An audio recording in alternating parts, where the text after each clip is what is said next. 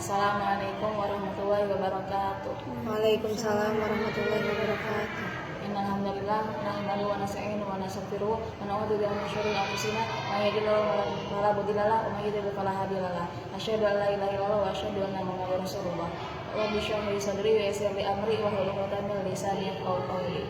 Baik, hadirnya aku di sini ingin mempresentasikan atau menjelaskan dari buku yang telah aku pelajari, yaitu buku Fikrul yang berjudul Doa dalam Islam. Jadi doa itu apa? Doa adalah permintaan seorang hamba pada Tuhannya, dan berdoa adalah salah satu bagian utama juga dalam beribadah.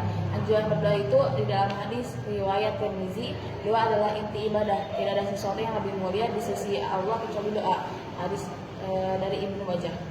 Jadi Allah menyuruh kita untuk berdoa padanya, dan Dia akan menjawab doa kita, bukan selainnya. Dan apapun yang kita minta pasti didoakan malaikat. Jadi kita tuh disunahkan untuk berdoa dalam keadaan apapun, mau senang atau sedih, sembunyi, mau terang-terangan. Jadi kita tuh disunahkan untuk berdoa dimanapun keadaannya. Berdoa lebih baik daripada diam dan pasrah, dan diketahui ia tunduk pada Allah, ridho atas takdir Allah, dan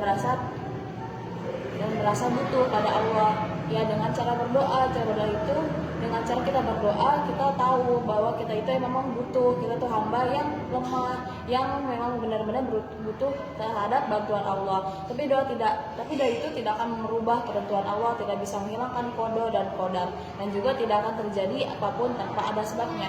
Karena qada itu pasti terjadi, tidak ada yang gagal. Nah, jika doa itu merupakan qada, maka itulah qadanya, dan qadar juga tidak bisa dihilangkan karena adanya doa.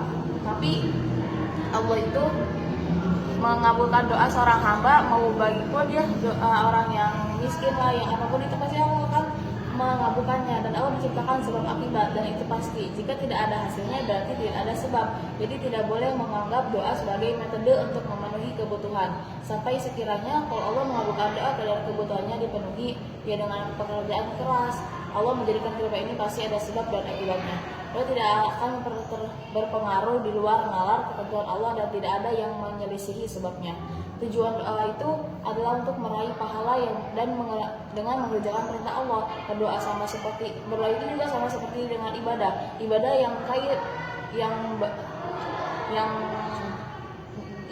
contohnya seperti sholat, zakat, puasa, dan lain-lainnya. Jadi doa itu ibadah. Dan mukmin yang berdoa untuk memenuhi kebutuhannya atau menghilangkan kesusahannya dan lain-lain. Doa itu ada 3 waktu. Yang pertama itu kalau di sini dia berdoa akan dikabulkan oleh Allah itu. Yang pertama, di waktu pertama itu di dunia, dia akan disegerakan di dunia. Dan yang kedua itu jika dia tidak dikabulkan di dunia, berarti dia akan dikabulkan di akhirat, atau akan menjadi pahala di akhirat. Dan kalau misalnya doa juga belum dikabulkan, berarti dia juga bisa disimpangkan atau dihindari dari mara bahaya. Dan mungkin yang berdoa untuk memenuhi kebutuhan atau menghilangkan kesusahan, itu adalah contoh doa yang berkaitan dengan dunia, dan di akhirat mengungkapkan bahwa ia berserah diri pada Allah untuk menginginkan pahala dari Allah dan memenuhi perintah Allah. Ketika ia dipenuhi kebutuhannya, maka itu adalah karunia Allah, dan itu adalah takdir atau qada yang berkaitan dengan sebab akibat. Dan jika doanya belum terpenuhi, ia dicatat mendapat pahala.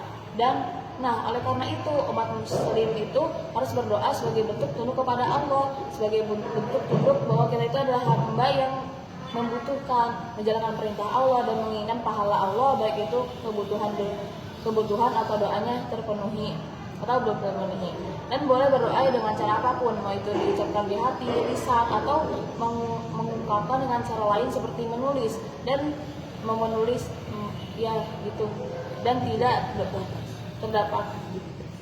tidak ada batasan doa tertentu. Terdapat doa-doa pada Al-Quran, hadis. Doa-doa itu doa untuk diri sendiri ataupun doa untuk orang lain. Tidak dibatasi dengan doa tertentu. Kita hanya diperintahkan untuk berdoa, meminta pada Allah, tapi yang paling utama adalah berdoa dengan doa yang terdapat dalam Al-Quran dan hadis.